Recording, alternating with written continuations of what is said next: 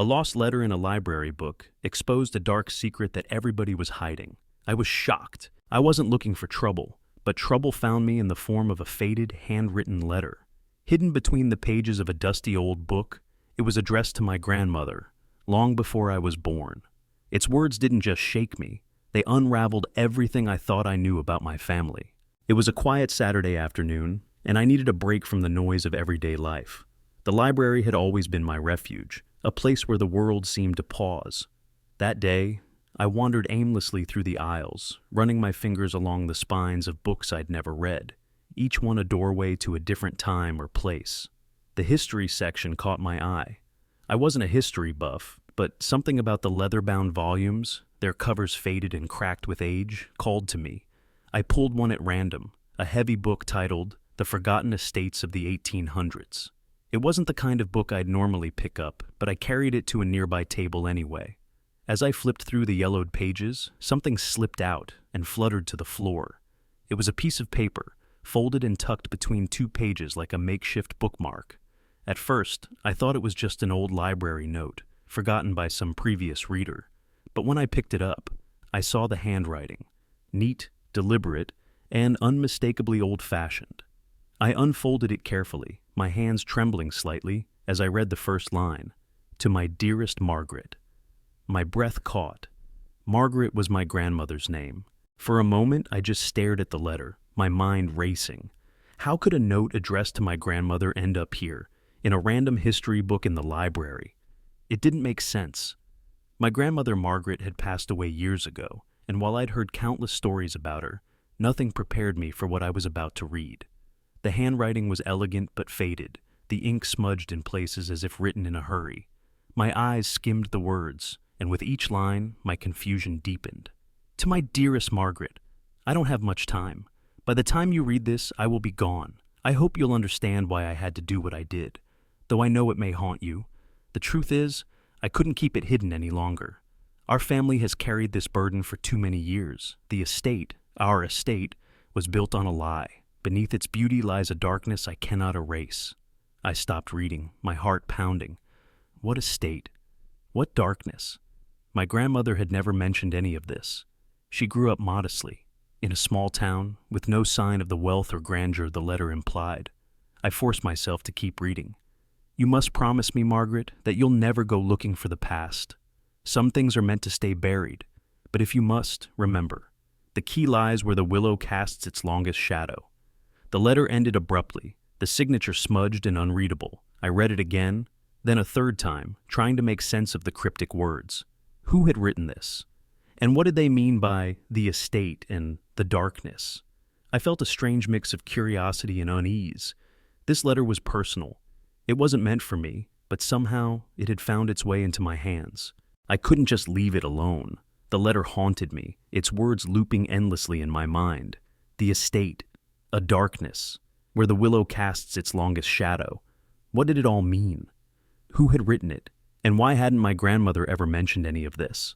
The first thing I did was call my mom. She was Margaret's only daughter and the keeper of all our family stories. If anyone could shed light on this, it was her. "Mom," I began hesitantly, "did Grandma ever talk about an estate or anything about the family having a secret?" Her silence on the other end was deafening. "What do you mean?" she finally asked, her voice guarded. I explained the letter, where I'd found it, what it said. As I spoke, I could hear her breathing quicken. When I finished, she let out a shaky laugh. "Your grandmother hated talking about the past," she said. "I remember asking her about her childhood once, and she just shut down.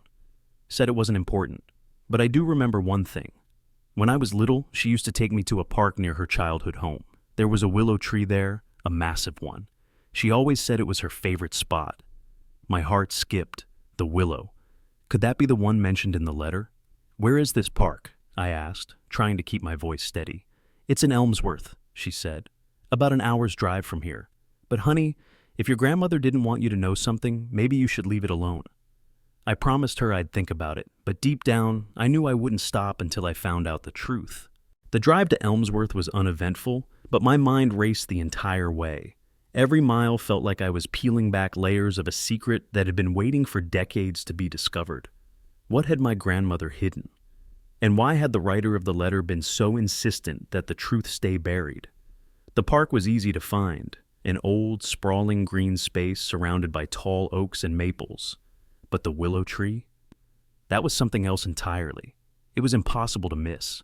A massive ancient tree that dominated the far end of the park. Its branches dipped low, their thin, leafy fingers swaying in the breeze like they were beckoning me closer. I stood beneath it, looking around for anything unusual. The letter had said, "Where the willow casts its longest shadow." But what did that mean? It was late afternoon, and the tree's shadow stretched far across the grass, pointing toward a small stone bench at its edge. I walked over and sat on the bench, running my hands along its surface. At first, I found nothing. But then my fingers brushed against something carved into the stone. I leaned closer, squinting to make out the faint etching. Remember where it began? Goosebumps prickled my skin. Another clue. But where had it begun? I thought back to the letter. The estate. If this was tied to an estate, then it had to be somewhere tied to my family. I decided to visit the Elmsworth Records office to dig deeper into my grandmother's past. The records office was a small, dusty building tucked away near the town square. Inside, I explained my search to the clerk, an older woman with glasses perched on the tip of her nose.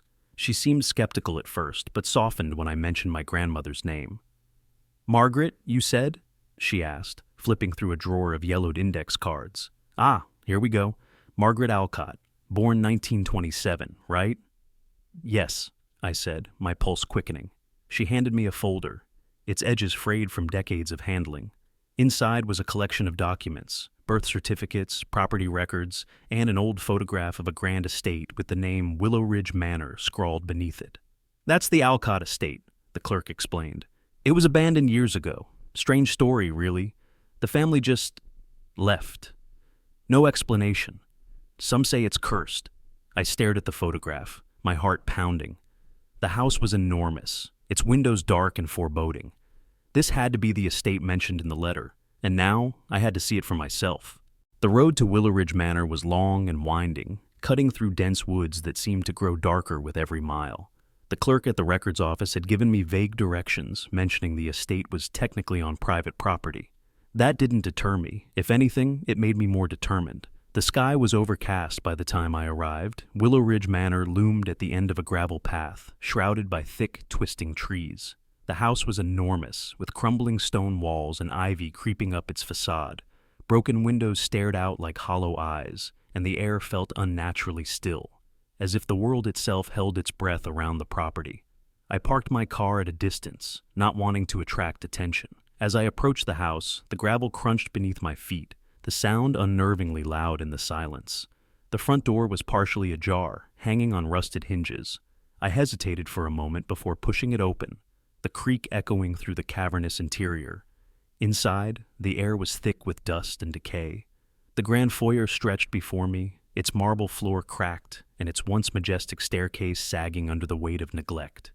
Paint peeled from the walls, and faded portraits of somber-looking men and women stared down from tarnished frames. I couldn't shake the feeling that I was being watched. Every creak of the floorboards, every gust of wind through the broken windows made me jump. But something drove me forward, a need to understand why this place had been hidden, why my grandmother had never spoken of it, and what connection it had to the letter. I wandered through the rooms, each one telling a story of opulence turned to ruin.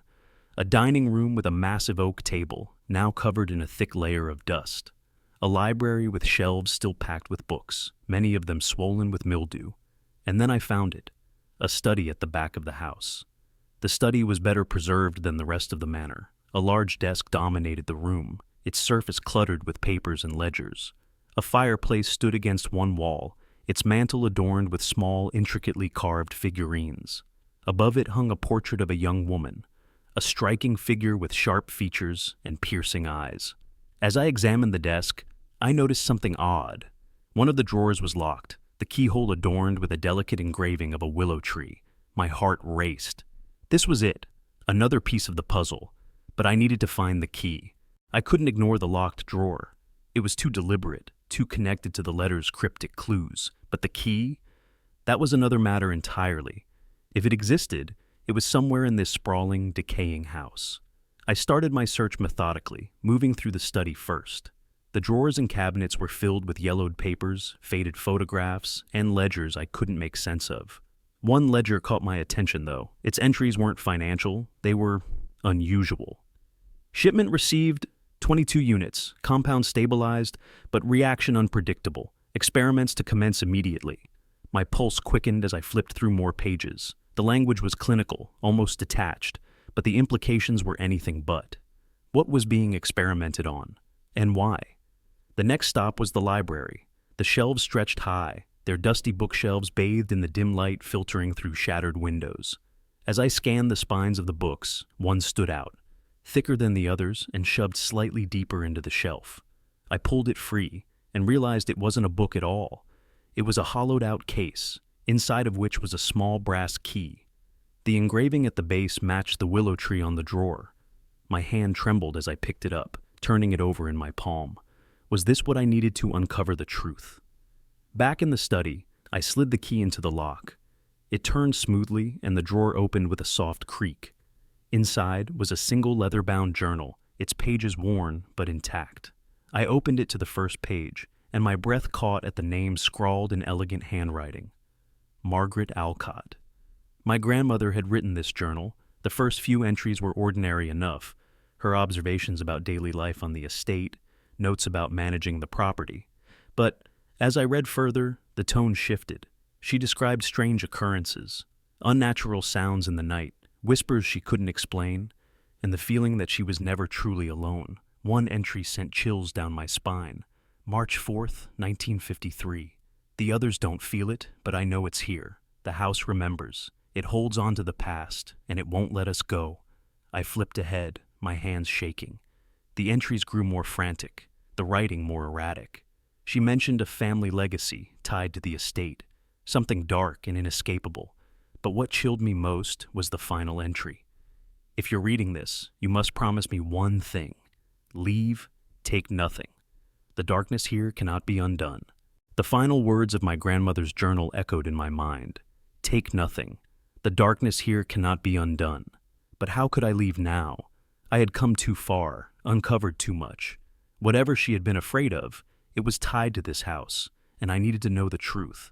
The journal mentioned a hidden room, something called the chamber, located in the manor's lower levels. My heart sank as I realized what that meant. The basement. Every part of me screamed to turn back, but I couldn't leave without answers. The entrance to the basement was a narrow door tucked behind the kitchen. The hinges groaned as I opened it, revealing a steep staircase descending into darkness. A musty, oppressive smell wafted up, heavy with damp earth and decay. I took a deep breath, switched on my flashlight, and stepped down. The basement was massive, its stone walls covered in moss and mildew. Broken crates and rusted tools were scattered across the floor, along with remnants of furniture that looked older than the house itself. The air was suffocating, thick with the weight of something unseen. I searched the space carefully, looking for anything that might lead to the chamber. At the far end of the room, I found it, a door, partially hidden behind a collapsed bookshelf. It was smaller than I expected, made of heavy wood reinforced with iron bands. Carved into the center was a symbol I recognized from the journal, a circular crest with a willow tree at its heart. I hesitated, the weight of my grandmother's warning pressing down on me, but curiosity won out. I pushed the door open, the air beyond it colder than anything I'd ever felt. My flashlight flickered, the beam barely penetrating the darkness ahead.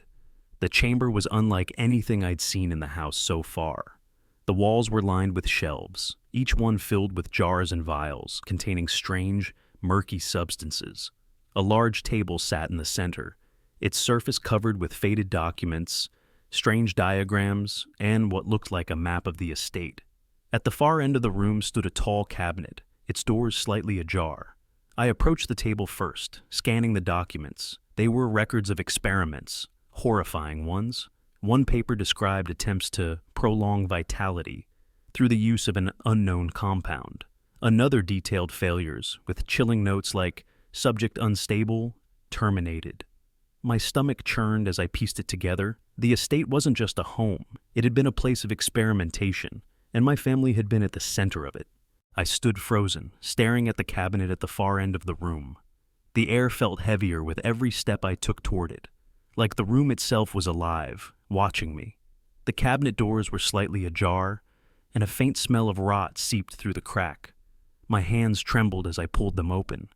Inside were rows of glass jars, each containing something that made my stomach churn. They weren't just substances. They were organic. Pieces of what looked like tissue, preserved in murky liquid, floated lazily as the jar shifted. Some were small and unidentifiable, but others were unmistakably human. Fingers, an eye, even what looked like a fragment of a jawbone. I staggered backward, bile rising in my throat. My flashlight flickered again, casting strange shadows across the walls. That's when I saw it, a larger jar on the bottom shelf, hidden behind the others. It was sealed tightly, the liquid inside still and dark. At the center floated something that looked disturbingly intact. It was a heart. But this wasn't an ordinary organ. It was too large, its surface unnaturally smooth, and it glowed faintly, as if alive. I backed away, my mind racing. The journal's warnings made sense now. The experiments my family had conducted here weren't just cruel. They were unnatural. My grandmother must have discovered what was happening and fled, leaving the estate to rot. But why hadn't she destroyed it? Why leave all of this behind? My thoughts were interrupted by a sound, a faint, rhythmic thumping. At first, I thought it was my heartbeat echoing in my ears, but no, it was coming from the jar. The heart was beating. I turned to run, but something caught my eye on the table, another document, partially hidden beneath a stack of papers. It was a letter, addressed to my grandmother. "Margaret, you must leave this place. The council will come for you if they know you've discovered the truth. Do not take anything from the estate, not even the journal. The entity tied to this house is bound by blood, and it cannot be destroyed. Leave now and pray it does not follow." The entity. My breath came in shallow gasps as the weight of the words sank in. Whatever had been awakened by the experiments wasn't gone. It was still here, and it was tied to my family. The rhythmic thumping grew louder, resonating through the chamber like a macabre heartbeat. My flashlight flickered again, and this time it went out completely. Panic set in as I scrambled to turn it back on, but the room remained plunged in darkness, and then I saw it. Or rather, I felt it. A presence, shifting in the air around me. It wasn't something I could see, not fully, but the shadows in the room seemed to move unnaturally, swirling together like smoke, converging near the cabinet. My chest tightened as the sound of the heartbeat seemed to sync with my own, faster and faster. "Who's there?" I whispered, my voice trembling. I didn't expect an answer, but I got one. A low, guttural voice echoed through the room, soft at first, but growing louder, filling the space. "You should not have come." The shadows thickened, forming a shape, a humanoid figure, tall and thin, its outline flickering like a flame. Its face was obscured, but its eyes glowed faintly, just like the heart in the jar. I stumbled backward, knocking over a chair as the figure advanced. I thought of the journal, of the letter warning my grandmother to leave. The entity tied to this house is bound by blood. My blood. I had no idea what it wanted, but I knew I couldn't stay. I turned and ran, barely able to see in the pitch-black darkness. My hands scraped against the rough stone walls as I felt my way back toward the door. The sound of footsteps. No, not footsteps. Something heavier, dragging, echoed behind me. The entity was following. The chamber door came into view, faintly illuminated by the light from the basement stairs. I threw myself through it, slamming it shut behind me. The heavy wood shuddered as something slammed into it from the other side, but it held. I didn't stop to see if it would hold forever. I bolted up the stairs, each step feeling like it might give way beneath me. The house seemed alive now, groaning and creaking as though it, too, wanted me gone. When I finally burst through the front door, the cool night air hit me like a slap. I didn't stop running until I reached my car. My hands shook so badly I could barely get the key in the ignition, but once the engine roared to life, I sped away without looking back. I wish I could say that was the end of it, that I left Willow Ridge Manor behind and never thought about it again. But the truth is, I feel it with me still. The shadows in my home seem darker now, the air heavier, and sometimes, late at night, I hear it, a faint, rhythmic thumping like a heartbeat coming from nowhere and everywhere all at once. I don't know what my family did in that house, but whatever it wasn't natural. My grandmother tried to protect us from it, but I fear it's too late. The entity is tied to our bloodline, and now it knows me. What would you do if you uncovered something like this about your family? Would you try to fight it, or would you run as far as you could? Let me know in the comments, because I don't think I can face this alone.